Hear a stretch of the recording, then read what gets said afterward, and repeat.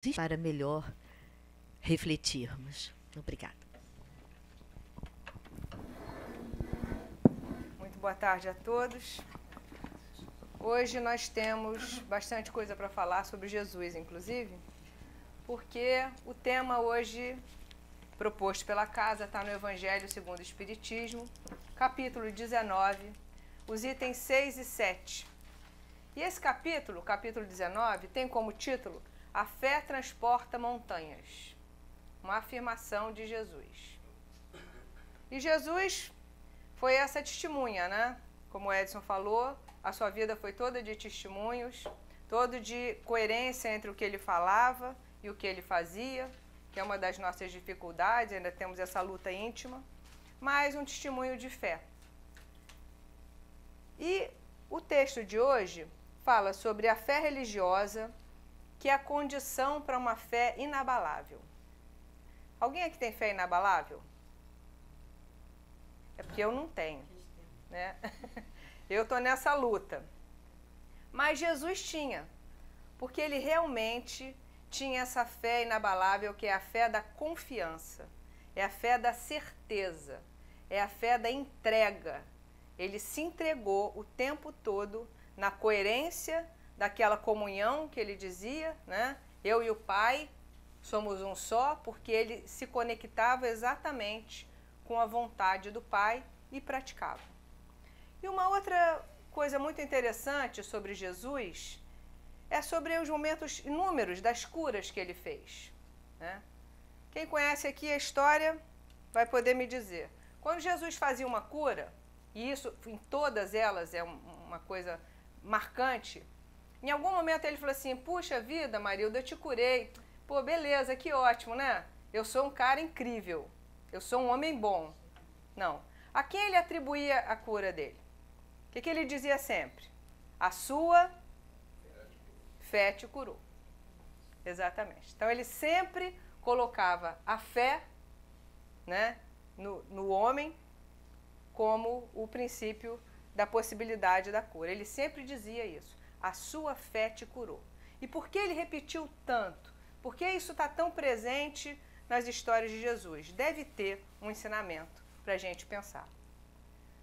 Porque falar sobre fé, eu pensava sobre isso, é uma coisa muito importante. Mas, para falar sobre fé, eu entendo que a gente tem que falar um pouco sobre Deus. Porque a gente vai ter fé em quê?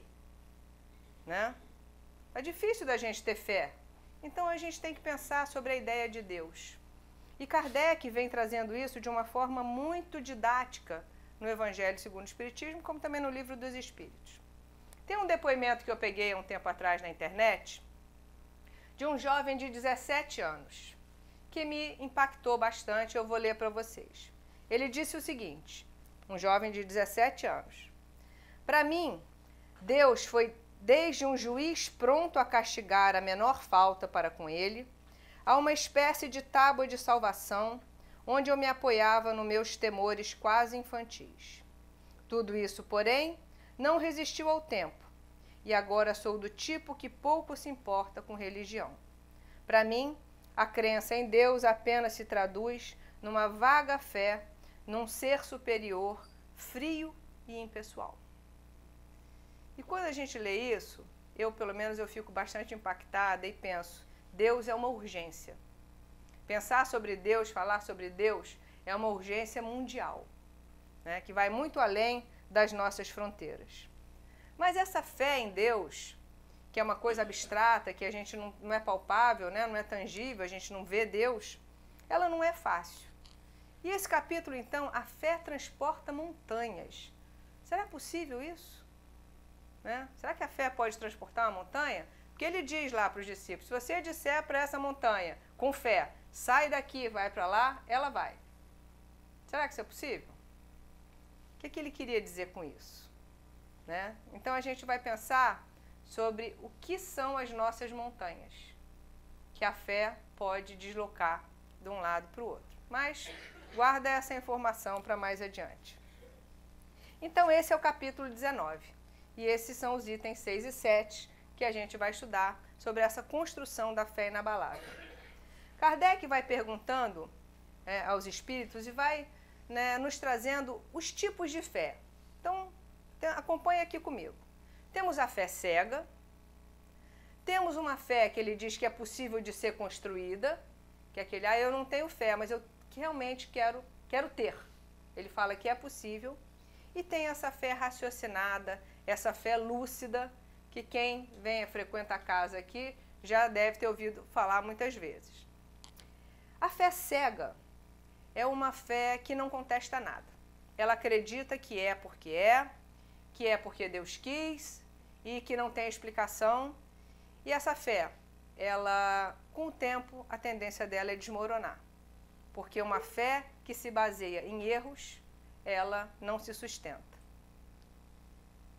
Ela nada examina e ela desmorona. Toda religião pretende ter a posse da verdade. Toda religião, né, tem os seus artigos de fé e pretende ter a verdade. Mas, num século como o nosso, com todos os meios de comunicação, com todos os avanços científicos, e mesmo disso lá atrás, já era difícil acreditar em certas histórias.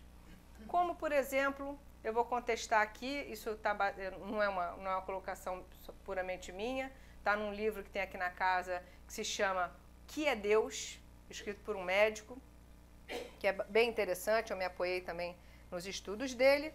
E ele fala uma coisa bem bacana, ele fala sobre, por exemplo, é difícil que você queira ensinar o seu filho, ou queira se convencer, queira construir a sua fé, se apoiando simplesmente na história que nos conta a Bíblia.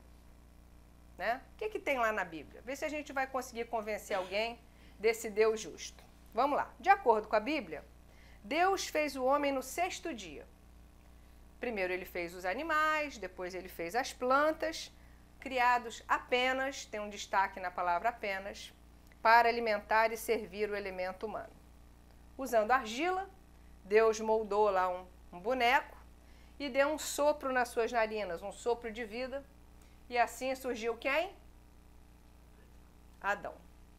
Surgiu Adão, ele colocou Adão no paraíso, lá no jardim do Éden, mas Adão ficou se sentindo muito sozinho.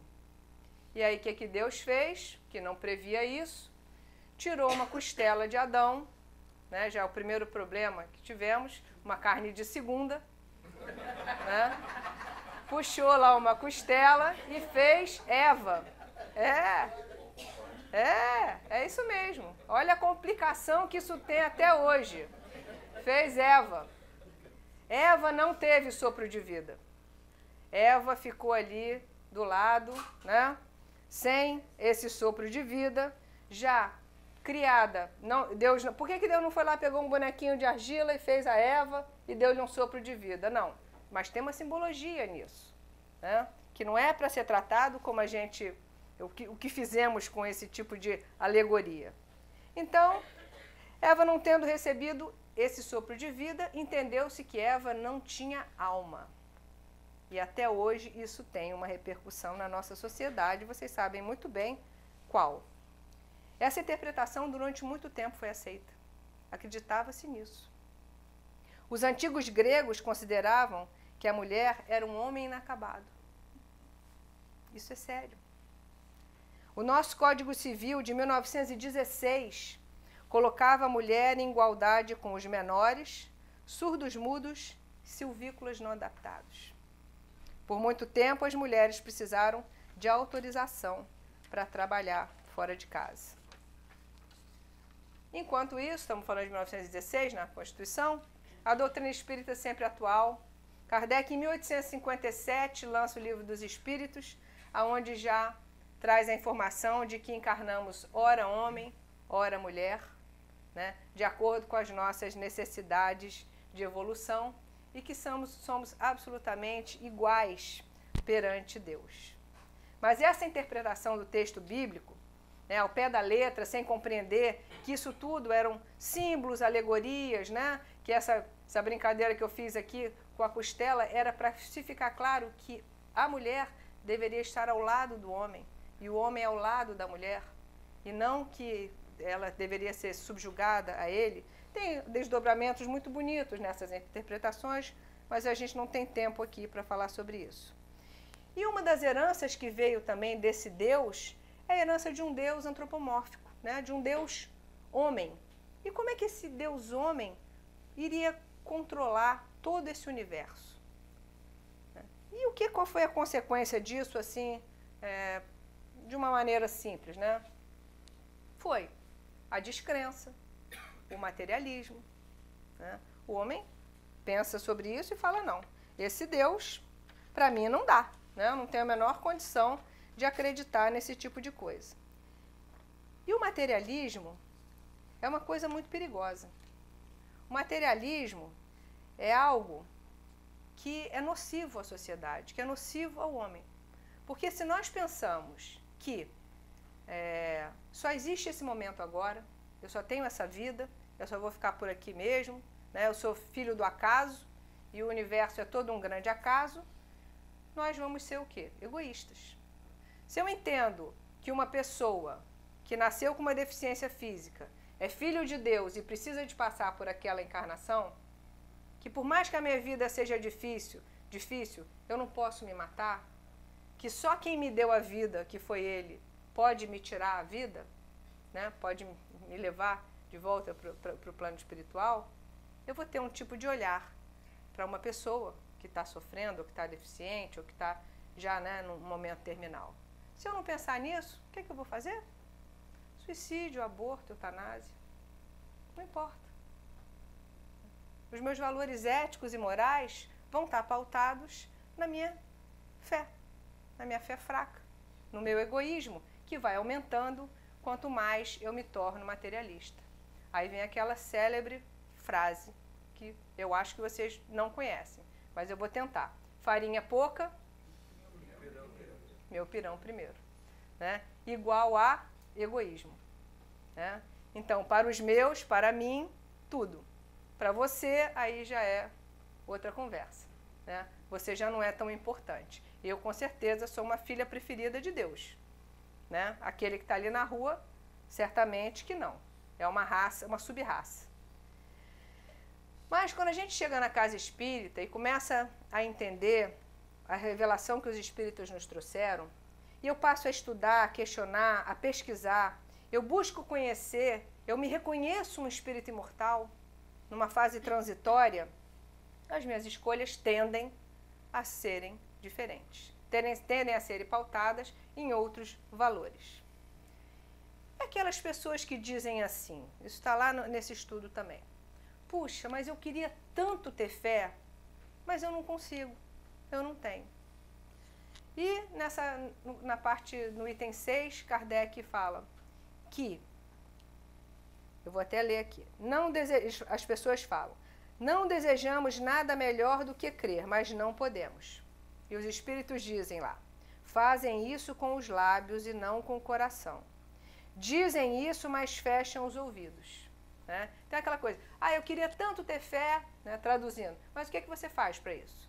Não faço nada. Né? Então eu digo com os lábios, mas fecho os ouvidos.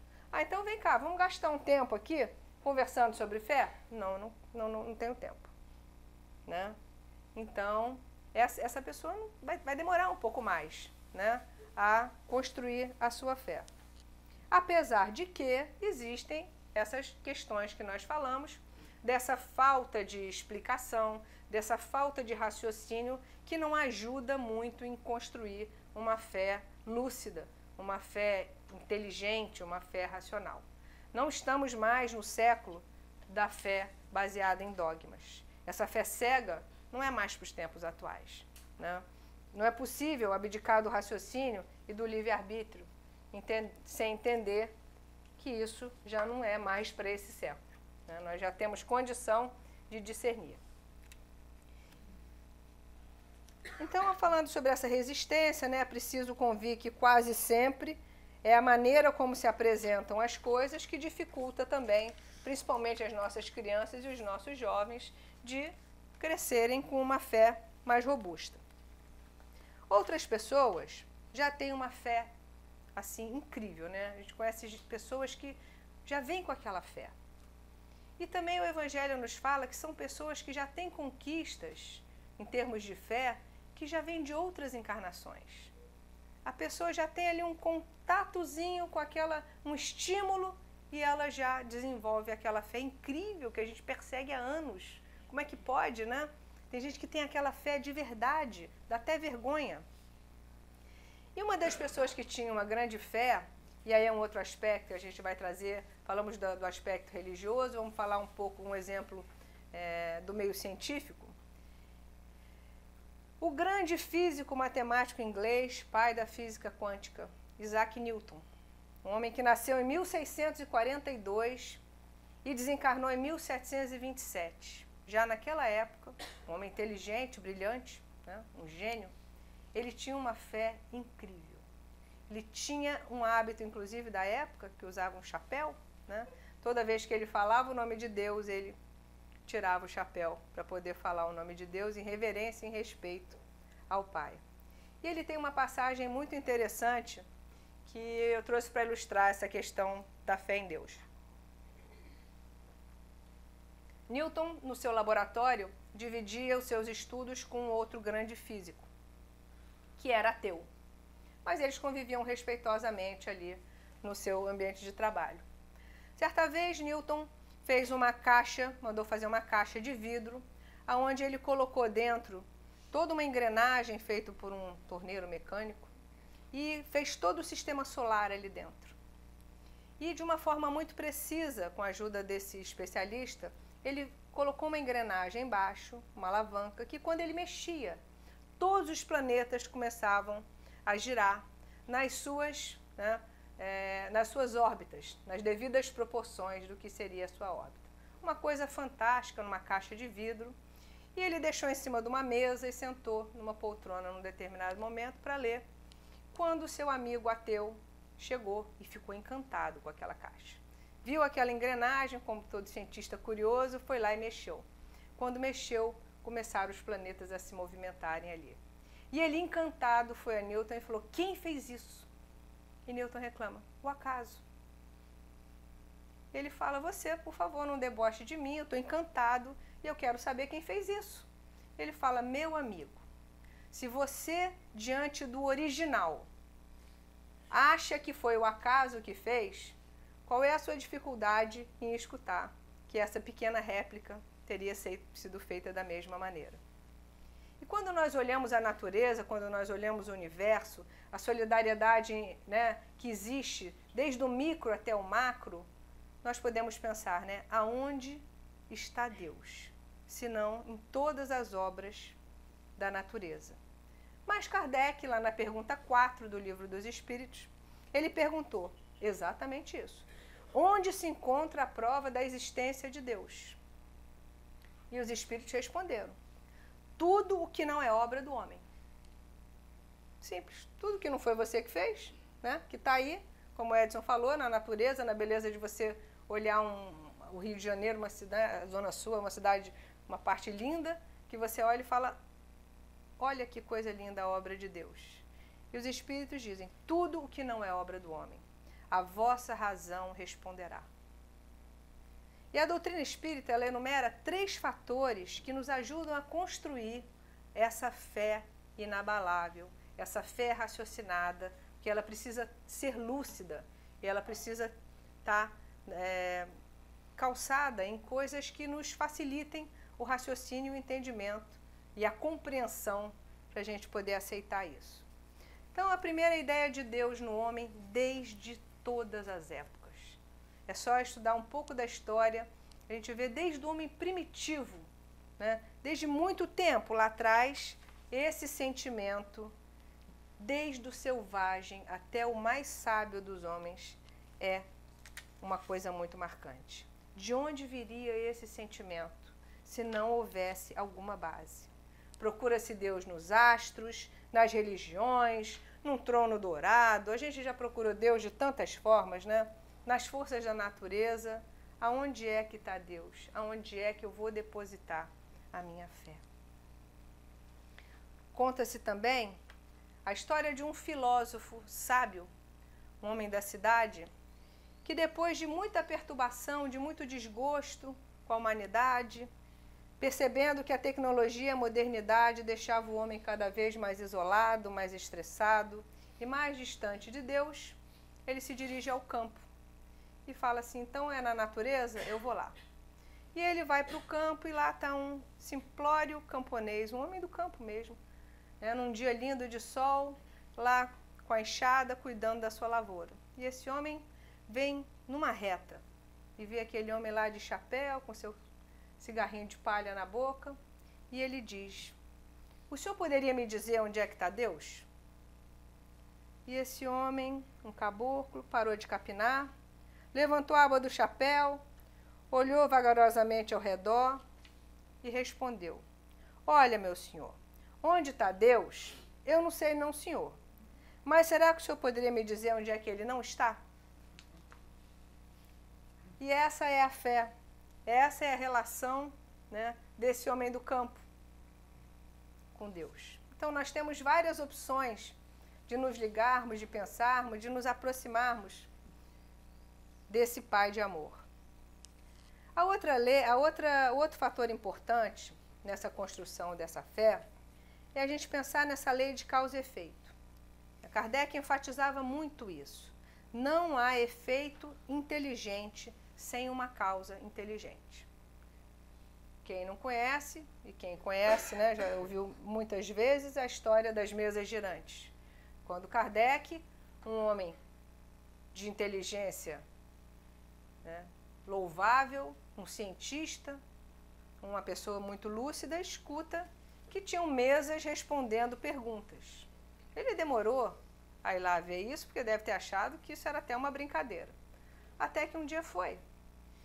E qual foi a posição de Kardec diante daquelas mesas que realmente elas davam batidas, e as batidas significavam sim ou não, tinham determinado número, significava uma letra ou outra, e respondia. E as respostas faziam sentido. Aquele homem, diante disso, o que ele diz? Ele fala, bom, mesa não responde pergunta. Se essa mesa está respondendo, alguma inteligência tem de trás dela. E eu vou pesquisar. Graças a essa determinação, a essa lucidez, a esse olhar, né, de Kardec, nós temos hoje a doutrina espírita em nossas vidas. E também, quando a gente pensa no Big Bang, nesse livro que é Deus, o autor fala muito desse momento também. Também quero dividir isso com vocês. Os cientistas apresentaram a teoria do Big Bang, que foi construída a partir de uma análise conjunta e lógica de 3 observações. Né? Então não foi simplesmente uma ideia qualquer. Houve um estudo muito grande da idade das estrelas e da matéria, do movimento de fuga das galáxias, da radiação cósmica do fundo. E resumindo, se nós rebobinássemos o filme do Big Bang, né, voltássemos lá atrás, segundo os estudos dos cientistas, tudo teria nascido a partir da expansão de um óvulo energético, bilhões e bilhões de vezes menor que o núcleo de um átomo. Olha isso. De onde veio mesmo tudo isso? De um óvulo energético bilhões e bilhões de vezes menor que o núcleo de um átomo. A gente já não consegue pensar nem no átomo. Agora já tem partículas muito menores. Bilhões e bilhões de vezes menor que o núcleo de um átomo. Então, a partir dessa explosão, né, dessa expansão disso, eles desenvolveram essa teoria do Big Bang. Para a gente pensar nos estudos ditos científicos, né, há que se ter fé. Porque a gente aceita essas informações, não é? Nós entendemos que as nossas células fluem de tal maneira, que o nosso corpo funciona de tal maneira, mas a gente não está lá vendo. Nós mesmos. Né? Tem os pesquisadores, os médicos, que eles fazem os estudos e a gente acredita, a gente aceita. Por quê? Porque faz sentido, porque vamos deduzindo que aquilo faz sentido. A fé em Deus, a fé na vida, a fé no Espírito, também é um raciocínio construído. Não é impossível a gente falar disso, não. Louis Pasteur dizia, né, um pouco de ciência afasta o homem de Deus. Muita ciência aproxima. E o grande Einstein também dizia que a ciência sem a religião é manca. E que a religião sem a ciência é cega. Eu acho muito importante, muito interessante nós pensarmos nessas pessoas, né? Porque a gente não fica só preso aqui no que a gente diz. Nós precisamos pensar de uma forma maior, como em todo o planeta, toda a humanidade, né? Sinaliza esse olhar, né? Essa necessidade, essa busca e esse sentimento inato que a gente tem de que nós somos filhos de uma energia criadora. E por que a gente não se conecta com o Pai? Por que a gente usa tão pouco essa possibilidade, né, tão maravilhosa que nós temos? Por que a gente não se dirige a Ele com mais frequência? A gente não se dirige nem ao nosso guia, né, que está sempre nos apoiando, que está sempre próximo a nós, que cuida de nós o tempo todo, mas ainda é tempo de melhorar isso.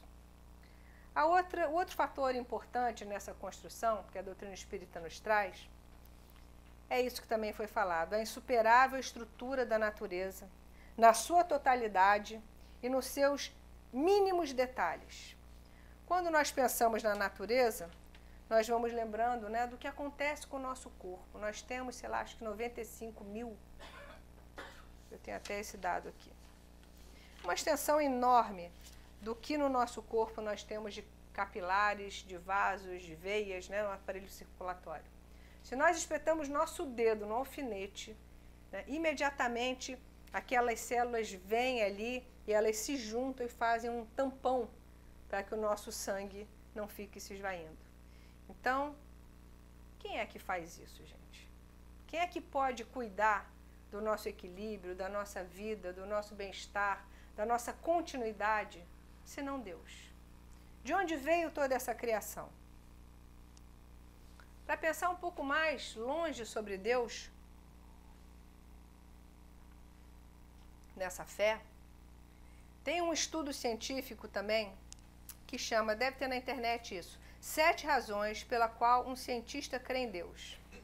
A autoria é de um homem que foi presidente da Academia de Ciências de Nova York, chamado professor Cressy Morrison. Divaldo Franco tem uma palestra que se chama Provas Científicas da Existência de Deus, aonde esse professor fala que o universo foi projetado e executado por uma inteligência engenheira. E aí ele traz, eu vou resumir aqui rapidinho, 7 motivos apenas. Então, primeiro ele fala, essa inteligência é realmente o sinônimo da perfeição. Os movimentos, e ele estudou e pesquisou isso, tá, gente? Esses dados aqui são científicos, não são soltos. Os movimentos de rotação e translação da Terra. Alguém está sentindo aqui que a gente está girando? Estamos girando rápido a beça. Quem é que está cuidando disso? Para ter esse equilíbrio. Diz ele que a velocidade é de 1.600 km por hora. Se a Terra se movimentasse com apenas 1/10 dessa velocidade, e não essa justa e perfeita, sabe o que aconteceria? Os dias e noites teriam 120 horas. Num dia de 120 horas, o Sol ia queimar toda a possibilidade de vida. E numa noite de 120 horas, o que sobreviveu ali ia acabar. Seria impossível a vida na Terra. Se a atmosfera fosse 1 quilômetro mais rarefeita, nós também não teríamos condição de viver. Se o fundo do mar fosse 3 metros, 3 metros não é muito, mais profundo em todo o planeta, a vida seria impossível. Se a Lua, em vez de a 370 mil quilômetros de distância, tivesse a 70 mil, nós teríamos ondas que cobririam os picos do Himalaia. Então ele vai descrevendo nesse trabalho tudo o que nos leva a crer que uma inteligência engenheira governa o equilíbrio do nosso mundo, apesar de que a gente olha cada vez mais para o nosso umbigo, né? Então é bom de vez em quando pensar um pouco no macro, para que a gente não perca a esperança, para que a gente não perca a fé, para que a gente não deixe de acreditar que o Pai está governando, né? E que Ele, embora a gente não esteja vivendo aí uma certa ressaca né? Nós não estamos entendendo direito, mas existe uma razão e existe um controle para tudo isso que está acontecendo. E aí ele vem trazendo infinitas explicações, e são muito bonitas, como ele traz uma coisa singela, que fala do João de Barro, aquele pássaro tão pequenininho. Quando chega a época do acasalamento, ele vai para o alto da árvore, ele faz a sua casinha, mas antes dele decidir aonde vai ser a porta, ele vai no galho mais alto, bota o bico para cima e vê de que lado vão vir os ventos, né? Os ventos hibernais, para que no lado oposto ele abra a porta, né, da sua casinha. E incrível, ele nunca erra. O nosso sistema de meteorologia erra, e o João de Barro nunca erra. Como é que pode isso? Se não tiver isso no cabimento mesmo, né, de uma explicação que seja Deus. E assim, né, nós vamos construindo todo esse raciocínio para tentar sair do micro, né, sair do médio, sair do nosso umbigo e pensar um pouco sobre Deus. E pensar sobre a nossa fé. E aí chegamos na fé raciocinada, que é essa fé que a doutrina espírita fala o tempo todo. Uma fé diferente. Uma fé que se apoia, baseada em tudo isso, na lógica, né? Que se apoia nessa certeza. Porque a gente sempre fala que a fé é a posse antecipada do futuro. E essa fé inabalável, ela nos dá força para caminhar assim. Kardec diz, né? Já deve ter muita gente, estou captando aqui o pensamento, que eu ainda não citei isso. Fé inabalável, só a que pode encarar frente a frente a razão, em todas as épocas da humanidade. E por que todas as épocas? Porque a tecnologia está aí. A informação está chegando. O que hoje a gente tem de informação, daqui a 10 anos, 50 anos, 5 anos, já vai estar defasado. Mas o que está lá, desde 1857, no Livro dos Espíritos, a gente lê e fala, meu Deus, como é atual. Então eu vou ler de novo para vocês. E vou substituir essa parte que ele fala da razão, vou substituir por forma de pensar, tá bom? Fé inabalável, só a que pode encarar, frente a frente, a nossa forma de pensar em todas as épocas da humanidade. A doutrina espírita traz isso no seu corpo doutrinário. Traz isso em todos os seus ensinamentos. Porque a nossa forma de pensar, ela muda. Ela é toda construída em cima de quê? Das crenças, dos valores, das informações que a gente tem no momento.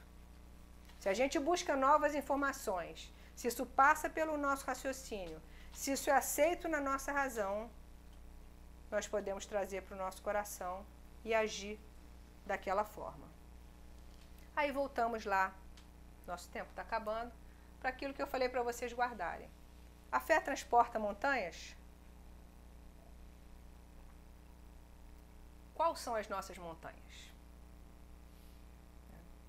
Quais são as montanhas que nos incomodam? Né? Porque a montanha é uma coisa enorme que fica na nossa frente e nós temos a sensação de que perdemos para ela. Se eu olho uma montanha e eu estou ali no pé da montanha e ela é uma dificuldade, e ela é um problema, o que eu penso? Não tem como. Como é que eu vou transportar essa montanha? E o que Jesus quis dizer com isso? Né? Não é uma montanha física. Né? Essas montanhas são as nossas dificuldades. Essas montanhas são provavelmente aquelas dificuldades que eu tenho em relação a Deus. Eu acredito em Deus, eu entendo Deus, eu procuro Deus.